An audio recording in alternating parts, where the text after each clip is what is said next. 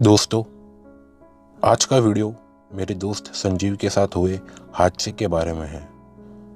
तो आप इस वीडियो को ध्यान से देखें और गौर से सुने। आइए शुरू करते हैं। संजीव मुंबई से अपने गांव लाठी जा रहा था, जो गुजरात में है। जुलाई का महीना था। संजीव बस से सफर कर रहा था और रात के 9:30 बजे थे। 9:30 मुंबई में तो भीड़ भाड़ का समय होता है, जहां लोग ऑफिस से घर वापस जाते हैं या नाइट आउट के लिए निकलते हैं। पर गांव में तो 9:30 बजे तक तो लोग सोने की तैयारी कर लेते हैं। बस संजीव को मेन हाईवे पे छोड़ने वाली थी, जहां से संजीव का घर 2 किलोमीटर दूर था। संजीव अपने गांव पहुंचने वाला था कि अचानक बारिश शुरू हो गई और कुछ समय बाद संजीव अपने गांव के बस स्टैंड पर उतर गया। बारिश रुकने का नाम नहीं ले रही थी और 9:30 के अब 10 बज गए थे। संजीव ने अपने बैग से छाता निकाला और चलने लगा अपने घर की ओर।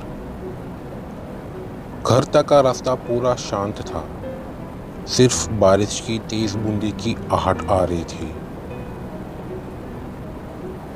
पर समीर इन सब चीजों से वाकिफ था, इसीलिए वो अपने घर की ओर बढ़ते गया। बीच रास्ते अचानक अजीब सा महसूस होने लगा। नकारात्मक माहौल सा हो गया और अचानक उसके सामने से गांव के कुछ लोग आने लगे। देखने में तो बहुत ही पुराने लोग दिखाई पड़ते थे, पर वो लोग बिना किसी साधन के यूं ही तेज बारिश में चल के आ रहे थे। बिना चाहते के देख संजीव को अजीब लगा, पर न जाने क्यों उसे उन्हें देख के मन में डर लगने लगा और वो लोग बस तेज चलते आ रहे थे।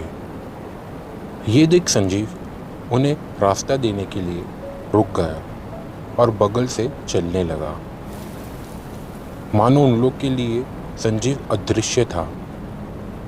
संजीव अपने परेशानी में आगे बढ़ रहा था कि अचानक उसके बगल में एक ऑटो रिक्शा खड़ी हो गई। उसका ड्राइवर संजीव को अंदर आने को कहने लगा। संजीव का घर अब कुछ ही दूरी पर था, इसलिए संजीव ने मना कर दिया, पर फिर भी वो ड्राइवर उससे दोबारा कहा, अंदर बैठ जाओ।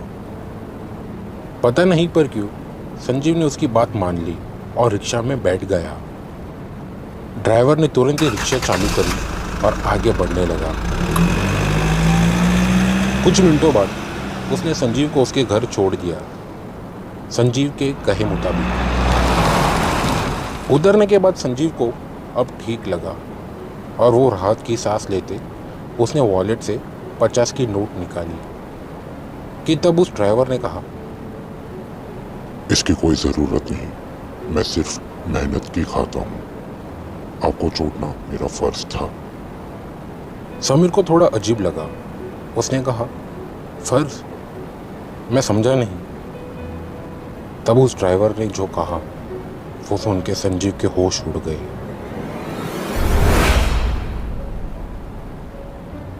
ड्राइवर बोला, तेज बारिश में मैंने आपको देखा था कि आप कैसे खाली सड़क पे रुककर बगल से चलने लगे।